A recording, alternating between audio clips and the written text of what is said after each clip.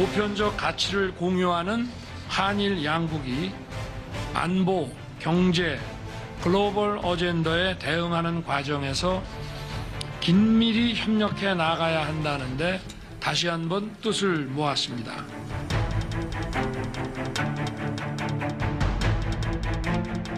私自身、当時、厳しい環境の下で多数の方々が大変苦しい、そして悲しい思いをされたことに心が痛む思いです。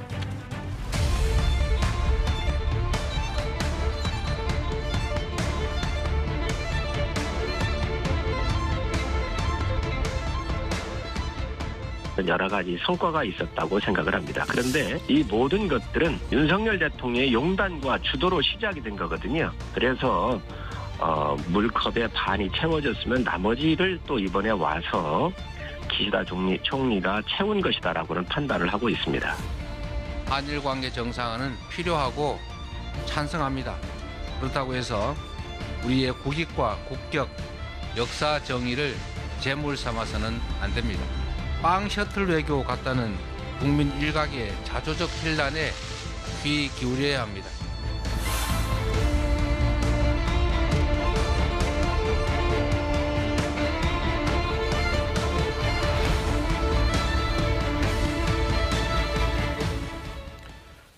예, 기시다 일본 총리의 방한 모습을 보시고 오셨습니다. 보신 대로 여전히 평가는 엇갈립니다. 단지 여야 정치권만의 문제가 아니라 시민들 사이에서도 또 전문가들 사이에서도 강조하는 지점이 서로 다릅니다.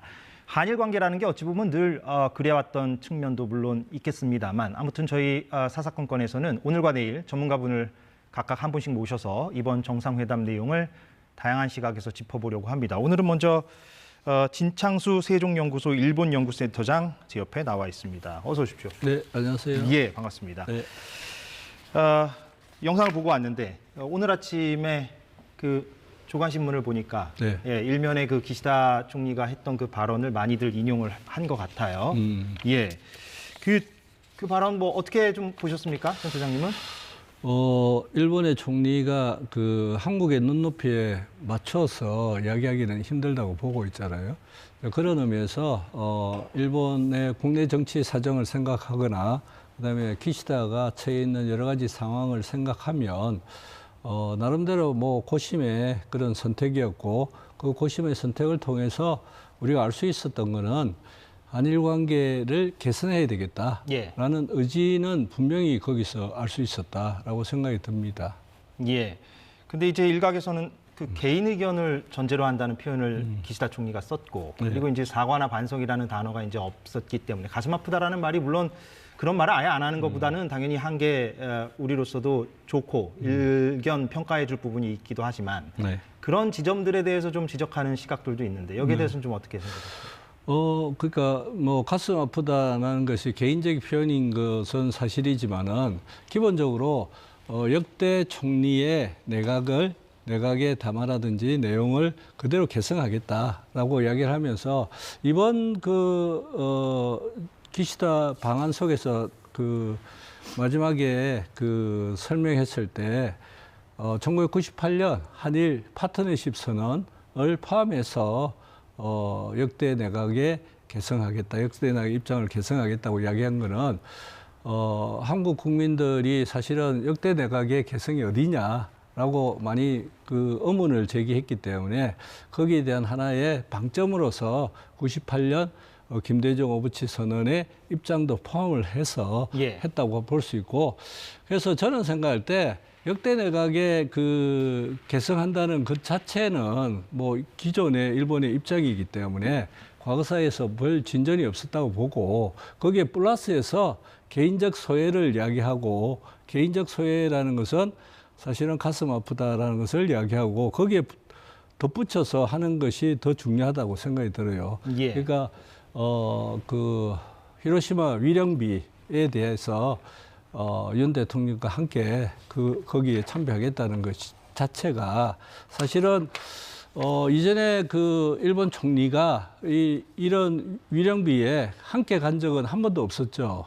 그리고 과거에 한 번 있었다고. 과거에 한 번 있었던 예. 것은 오부치 오부치 총리 때. 오부치 예, 총리 때 간 적이 있었지만은 그것은 단독으로 간 거고 그 히로시마 공원에 갔을 때 단독으로 간 거고 한일 정상이 함께 가는 건 한일 이번이 정상이 간다는 의미는 또 다른 의미를 가진다고 생각이 들고 그런 의미에서 역대 내각에 계승한다. 거기에 플러스해서 본인의 입장을 이야기하고 거기에 플러스해서 행동으로 이걸 보여주겠다는 것은 나름대로 저는 진정성을 가지고 있고 이런 마음들이 사실은 역사를 직시하고 앞으로 한일 관계 개선을 위해서 노력하겠다는 것에 의미를 포함하고 있다 이렇게 생각이 드는 거죠. 예, 지금 센터장님이 그 히로시마 얘기를 하셔서 그 부분 설명을 드리자면 이제 곧 있을 G7 정상회의 때 두 정상이 한일 두 정상이 이제 히로시마에 있는 히로시마가 기시다의 지역구라고 들었습니다. 네. 예, 그 히로시마에 있는 그 한국인 원폭 피해자 위령비에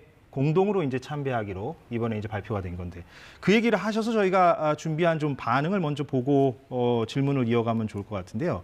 그 피해자 대책 특별위원회 부위원장의 반응이 있습니다. 좀 볼까요? 예, 우리가 기원하고 기원했던 일이기 때문에 매우 기쁘다.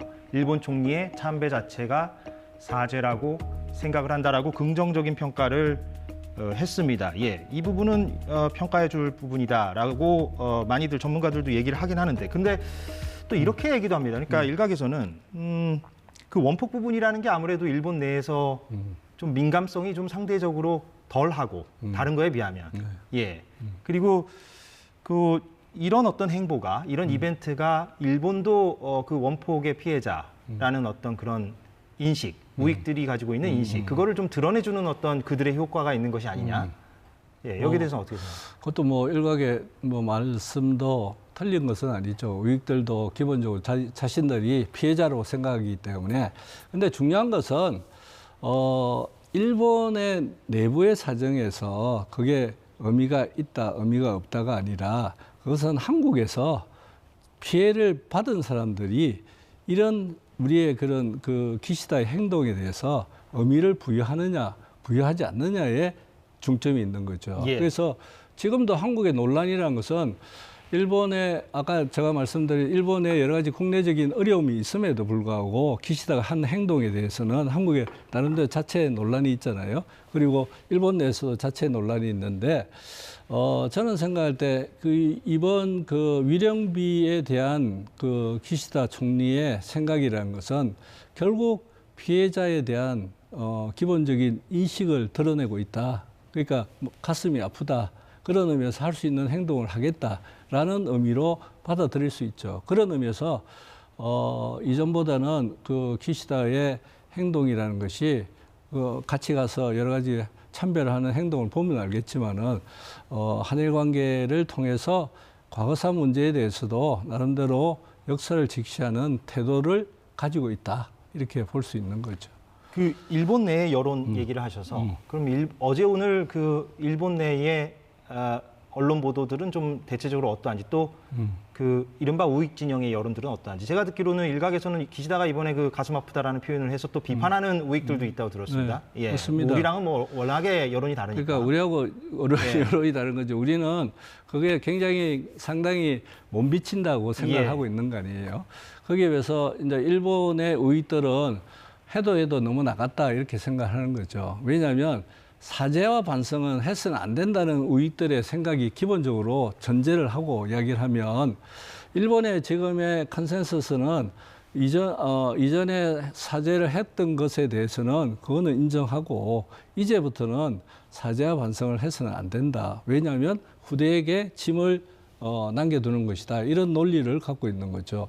여기에 기시다가 그 선상에서 사죄와 반성을 하기 위한 여러 가지 고심의 노력을 한 것이 사실은 가슴이 아프다라는 논의로 나온 거죠. 그 말로 나오게 됐고 이런 선상이랑 결국 사죄를 다시 한번 한 거 아니냐 이렇게 우익들은 생각할 수밖에 없고 그렇기 때문에 일본 내에서도 굉장히 비판적인 분위기가 있는 것은 사실이죠. 그런데 일본의 전반적인 분위기는 한일 관계가 나름대로 그 새로운 궤도를 통해서 정상화되고 있다라는 안도감을 갖고 있다라고 말씀드릴 수 있어요. 그래서 기시다 총리의 행동에 대해서도 뭐 보수 신문이 요미우리라든지 또는 여러 가지 신문에서도 기본적으로는 기시다가 한국의 여러 가지 그 역사 인식에 대한 화답을 해야 된다라는 것이 일본 언론의 기본 입장이었죠. 예. 그런 의미에서는 많은 신문들이 이것이 한국 국민들이 만족할 수는 없겠지만은 기시다가 할 수 있는 최선의 선택이었다 이렇게 평가를 하고 있는 것 같아요. 그렇다면 향후에 기시다 총리가 지금 뭐 어찌됐건 말씀하신 건 일본 내의 여론이고 한국 내의 여론은 어찌됐건 좀 엇갈리는 부분이 그렇죠. 있고 못 미쳤다라고 생각하시는 분들도 적지 않이 있기 때문에 기시다 총리가 앞으로 지금 어제 오늘 보여줬던 것 이상의 어떤 행동이나 발언을 우리가 기대할 수 있을 것이냐. 여기에 대해서는 어떻게 좀 전망하십니까? 그러니까 역사인식의 문제는 사실은 반잔을 채워달라 했을 때 반잔을 완전히 채워주는 그런 그 행동은 처음부터 기대하지 않았을 거라고 봐요. 지금까지 한일 관계의 역사는 대체적으로 일보씩 작은 걸음을 통해서 하나의 흐름을 만들었다 이렇게 생각할 수 있는 거죠. 그런 의미에서 기시다의 지금의 발언이 또 나아가서 급격한 형태로 한국이 원하는 기대하는 방향으로 나아갈 것이냐는 아직 지금으로서는 알 수도 없을 뿐만 아니라 그렇게 나아갈 가능성은 적다 이렇게 보죠. 가능성은 적다. 예. 그러나 예. 중요한 것은 한일 관계가 신뢰를 가지고 회복을 해서 한일 관계가 점차적으로 굉장히 좋은 관계로 이룩하면 우리가 알 수 있듯이 2002년 월드컵에 공동 개최를 했듯이 그런 관계가 진행되면 결과적으로 일본의 양심 세력, 일본의 기본적인 양심도 한국에 대해서 과거사 문제에 대해서 좀 더 진솔한 사죄와 반성이 필요한 것이다라고 생각이 들고 그것이 김대중 오부치 선언의 제2의 예. 우리 그 윤 대통령께서 말하는 김대중 오부치 선언의 제2의 방향으로 그런 것이 나아갈 수도 있다. 그렇게 기대를 하고 있는 거죠. 그렇게 되면 좋겠으나 제가 뭐 그 어떤 말꼬리를 잡는 건 아니고요. 예. 그런데 그 일본 내 그 양심 세력이 훨씬 더 힘을 좀 얻었으면 참 바람직하겠으나 우리 입장에서는. 네. 근데 현실에서는 그들의 어떤 정치적인 영향력이 적은 것이 사실 아니겠습니까? 그렇죠. 그렇기 그렇죠. 때문에 이제 적죠. 센터장님이 보시기에도 기시다 총리가 앞으로 우리가 기대하는 어떤 추가적인 조치, 추가적인 행동을 하기가 좀 현실적인 가능성이 좀 적다. 적어 보인다라는 게 현실적인 지금 판단이라는 그렇죠. 말씀이시고 네. 그러면은 그냥 이 정도 상태에서 당분간은 좀 간다 이렇게 봐야 됩니까? 당분간은 이 정도 상태에서 갈 것이고 그런데 제일 중요한 것은 과거사 문제에 대한 관리가 서로 힘을 써서 더욱더 갈등하지 않도록 하는 방향으로 나아갈 것이다라고 할 수 있죠. 그러니까 지금까지는 과거사에 대한 관리에 실패했고 그것을 통해서 한일 양국의 국민들이 직접 부딪힌 거죠. 사실은 정부가 할 일은 한일 양국의 감정이 대립되고 그것을 정복시키는 것이 아니라 그것을 완화시키면서 어떻게든지 한일 양국의 올바른 길을 찾는 노력이 필요한 거죠. 그것에 지금까지 지난 정부까지는 그것에 실패를 한 거죠. 그런데 지금 정부에서부터 시작해서 사실은 뭐 윤 대통령이 결단을 내려서 이게 물꼬를 트게 된 계기가 되었지만은 기시다 총리도 거기에 화답을 하게 된 거죠. 그렇기 때문에 과거사 문제를 둘러싸고 한일 양국이 더욱더 갈등을 한다든지 반일, 혐한이 더욱더 심화된다든지 이런 상황은 오지 않을 것이다. 이렇게 생각이 드는 거죠. 왜냐하면 일본의 현재에 있어서 일본의 상황을 보더라도 일본 국민들도 기시다의 한 것에 대해서 비판적인 사람은 굉장히 적어요. 적은 이유는 우익들이 그것에 대해서 반대를 하고 있지만은 사죄 반성이라는 것은 일본의 책무라고 생각하는 분들이 많다는 거예요. 예. 일반적으로는 그런 의미에서는 기시다의 행동을 통해서 일단은 한일 관계가 개선이 되고 그것을 통해서 양국이 서로 향유하는 이익이 높아진다라는 것에 대해서는 여러 가지 환영의 뜻을 표하고 있다 이렇게 생각이 듭니다. 일본 내 여론에 대한 설명인데 지금 말씀하시는 게 이제 더 큰 문제는 좀 국내 여론, 국내의 어떤 상황인 것 같다는 생각도 좀 듭니다. 예. 국내에서는 그러니까 이렇게 돼야 되겠죠. 윤 대통령이 원래 이야기했다시피 일본에 대해서 선도적인 조치를 해서 한국이 할 일은 한다. 그리고 한국의 국격에 맞게 사죄 반성을 요구하지 않는다라고 윤 대통령이 말씀을 하셨는데 그것에 담보되는 전제 조건이 있어요. 그것은 뭐냐면 피해자에 대한 한국 내의 여러 가지 철저한 보상 조치와 예. 여러 가지 케어를 할 수 있는 정책이 뒷받침돼야 되는 거죠. 그런 의미에서 강제징용 문제에 대해서 사실은 15분 중에서 10분은 받겠다고 그랬고 그중에서 3분 중에 살아있는 생존하고 계시는 피해자 3분 중에서도 한 분은 받겠다고 예, 이야기를 입장을 예. 바꾸셨다고 그랬는데 그것에 대한 적극적인 설명과 그리고 그들이 마음을 편하게 할 수 있도록 한국 정부가 여러 가지 노력을 해야 되는데 그중에 가장 중요한 것은 여야가 합치되는 여야가 서로 합의를 해서 만드는 특별법이라는 것을 만들어야 되는 거죠. 그러니까 식민 시대에 여러 가지 피해를 받던 많은 분들이 계시는 거 아니에요. 그분들의 억울한 사정도 다 알고 있고 우리도 그런 의미에서 그분들에 대한 여러 가지 보상 조치와 앞으로의 이 역사에서 더 이상 되풀이지 않도록 하는 여러 가지 기념 이벤트, 그분들에 대한 명예 회복 조치 이런 것들을 한국 정부가 적극적으로 실시를 하고 그다음에 강제징용 문제가 이게 촉발이 돼서 이 문제가 생긴 거 아니에요. 그런 의미에서는 강제징용 문제 피해자들에 대해서 우리 대통령께서도 윤 대통령도 직접 만나서 이분들의 여러 가지 어려움들에 대해서 다시 한번 위로를 드리고 감성적인 의미에서 소통할 수 있는 기회를 가져야 된다. 윤 대통령의 어떤 그런 감성적인 행보, 그리고 피해자들을 위로하고 혹은 정치권이 어떤 그런 말씀하신 그런 특별법 이런 것들을 만들려는 어떤 향후의 어떤 행보들을 지금 기대하신다는 말씀인데, 근데 한편으로는 그런 생각도 듭니다. 그러니까 뭐냐면 윤석열 대통령이 그 100년 전 일로 무릎을 꿇게 하는 건 내가 받아들일 수 없다 이런 발언을 해서 논란을 좀 촉발한 측면이 있지 않습니까?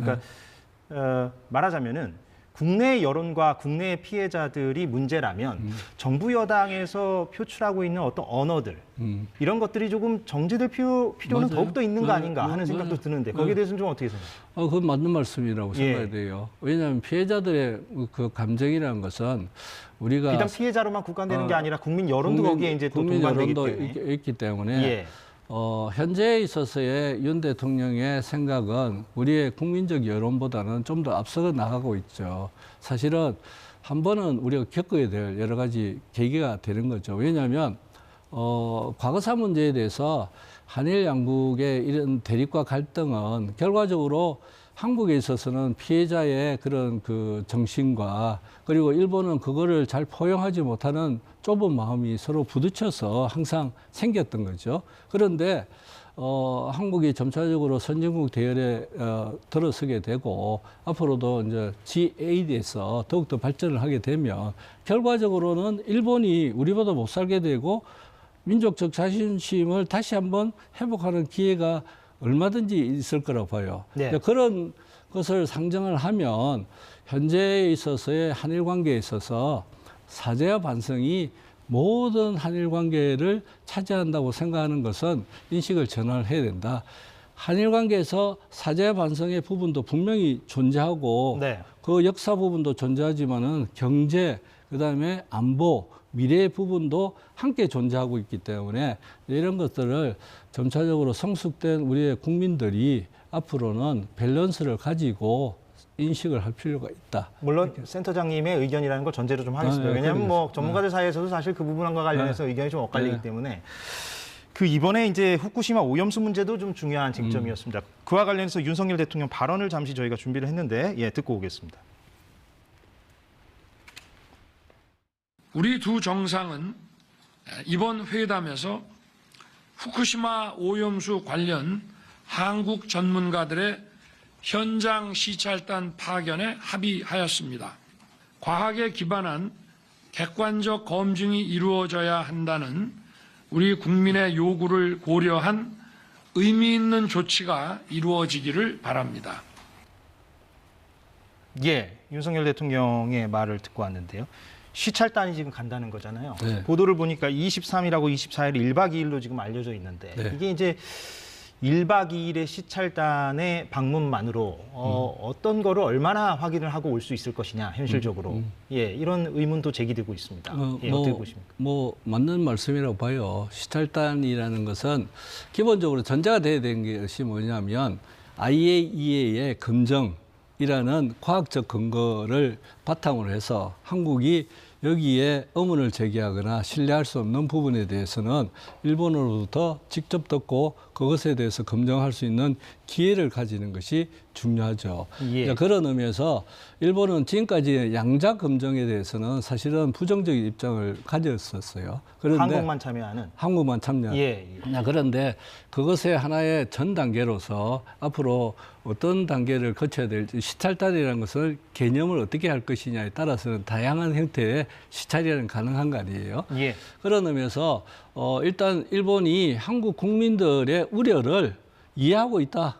우려를 생각하고 있다. 이런 의미에서 기시다 총리가 이야기한 언어 중에 제일 중요한 것은 자국 국민과 한국 국민들의 안전과 건강에 위협을 하는 것에 대해 해치는 것에 대해서는 하지 않겠다라고 이야기를 했었어요. 그런 의미에서 자국 국민 포함해서 자국 국민 일본 국민이겠죠. 그러니까 한국 국민에 대해서도 건강과 안전에 관련된 일은 해치지 않겠다고 이야기를 했기 때문에 그것을 기본으로 해서 우리는 앞으로 해야 될 일은 시찰단을 통해서 투명한 절차, 그다음에 정보의 공유, 데이터의 명확한 공유를 통해서 한국이 의심이 되거나 신뢰할 수 없는 부분에 대해서는 언제든지 일본과 문제 제기를 하고 소통할 수 있는 기회를 가지고 그것이 안 되면 한국은 반대할 수밖에 없는 거죠. 예. 이제 그런 절차를 일단 만들었다. 그리고 그 절차가 앞으로 어떻게 잘 프로세스를 거쳐서 한국 국민들이 신뢰할 수 있는 방향으로 가느냐는 지금부터 과제다 이렇게 보여지는 거죠. 근데 앞으로 뭐 시찰이 더 뭐 있을지 없을지는 모르겠습니다만 어찌됐건 이번 시찰은 1박 2일로 제한돼 있기 때문에 일각에서는 그래서 뭐 독일을 비롯해서 유럽 국가들의 어떤 비판 여론이 있고 태평양 도서 국가들이 워낙에 또 민감하게 반응하는 부분이라서 이 문제가 우리의 어떤 이웃 국가 한국의 시찰단 의 어떤 방문이 그런 어떤 일본이 좀 뭐라고 해야 될까 이런 표현이 어떨지 모르겠지만 가려운 곳을 좀 긁어주는 어떤 효과 일본 입장에서는 그런 측면을 좀 노린 것이 아니냐라고 물론 이게 항상 뭐 일본의 어떤 행위를 한국에서는 좀 이렇게 뭐랄까요 좀 비판적으로 접근하는 시각들이 있습니다. 그것이 옳든 그르든 간에 예 그런 시각이 있는데 비판적으로 보는 분들도 있겠죠. 당연히 그게 꼭 틀렸다고 이야기할 수는 없겠죠. 왜냐하면 이게 방류를 하게 되면 처리수를 오염수를 방류를 하게 되면 일단 연안 국가부터 시작을 해서 태평양 연안으로 가서 미국을 거쳐서 유럽을 거쳐서 그다음에 한국으로 오는 1년간의 이런 흐름이 있는 거죠. 그런 의미에서 사실은 한국도 뭐 비판을 해서 반대하는 것도 일본으로 보면 중요하겠지만은 연안 국가들이 어떻게 생각하는가도 굉장히 중요한 과제 중에 하나죠. 그런 그 상황에서 일단 한국을 우선해서 이거를 받아들였다는 거는 한일 관계가 이 문제로 인해서 사실은 여러 가지 불편한 관계가 되고 대립과 갈등을 갈 가능성이 높다는 것을 인정한 거죠. 그런 의미에서 여러 가지 의문사항이 있어요. 그게 왜냐하면 지금 그 한일 정상회담을 전격적으로 시행이 됐고 그다음에 그 속에서 결정을 한 거기 때문에 앞으로 이제 내용을 채워가야 되니까 그런 의미에서는 여러 가지 의문사항이 있을 수도 있고 그렇지만은 그 정신과 그 마음은 사실은 한일이 합치하고 있다 이렇게 봐야 되는 거죠. 그래서 오염수의 문제에 대해서도 과학의 문제로만 접근하기도 어렵고 사실은 감정의 문제가 포함되어 있기 때문에 한국 정부하고 일본 정부가 원칙을 좀 세워서 투명한 절차 그리고 정보의 여러 가지 검증을 통해서 이 문제를 잘 해결했으면 하는 바람입니다. 시간이 거의 다 돼서 마지막으로 좀 총론적인 질문을 한번 좀 드리고 마무리를 하겠습니다. 이제 연구자로서. 이 윤석열 정부의 어떤 지난 1년간의 어떤 외교 행보를 보면 결국에는 이제 미국과 일본이 주도하는 어떤 이른바 인도 태평양 전략, 그러니까 중국을 포위하고 견제하는 어떤 큰 틀의 전략인데 거기에 이제 우리가 매우 적극적으로 동참하는 어떤 형국이라서 네. 거기에 대해서도 이제 찬반 여론이 갈리고 있지 않습니까? 근데 이것이 이제 너무 중국을 좀 배제하는데 우리가 좀 적극적으로 뛰어들다 보니까 뭐 하나는 얻고 하나는 잃는 게 아니냐 결과적으로. 특히 뭐 경제 분야에서 염려하시는 분들도 많고요. 예. 어떻게 좀 보십니까? 일본 중국을 연구가에서는? 그러니까 예. 우리의 외교 정책은 뭐 지난 정부도 그렇고 이번 정부도 똑같이 중국을 배제하는 외교 정책은 할 수가 없어요. 할 수가 없을 뿐만 아니라 한미일 협력이라는 것은 북한 문제에 대한 보험을 드는 거고 그것을 통해서 한국의 유사 상태에 대한 하나의 나름대로 방비책, 대비책을 마련하는 거죠. 근데 중국 반응이 워낙에 좀 격앙되고 그렇죠. 이런 면은 있기 때문에. 그런데 그것을 중국이 격양된다고 해서 그 문제는 우리의 사활이 걸린 문제이기 때문에 이 문제는 우선할 수밖에 없는 거죠. 그러니까 예를 들어서 중국을 불필요하게 자극하거나 중국을 불필요하게 할 필요는 없지만은 한국이 갖고 있는 가치 부분, 특히 자유민주주의를 지키고 그리고 앞으로 법의 질서, 인권의 질서를 지키고자 하는 부분에 있어서는 여러 가지 어려움이 있더라도 결국은 한국이 그 원칙을 계속 지켜야 된다. 그런 의미에서 중국과의 관계는 당당한 외교를 하겠다고 그러고 있잖아요. 그런데 그 당당한 외교를 하기 위해서라도 중국과의 관계에서 좀 더 소통을 하고 중국을 여러 가지 이해시키는 방향으로 노력을 해야 된다. 이렇게 생각이 듭니다. 알겠습니다. 예. 여기서 좀 마무리를 하겠습니다. 진창수 세종연구소 일본연구센터장과 얘기를 나눠봤습니다. 고맙습니다. 네. 안녕하세요. 네.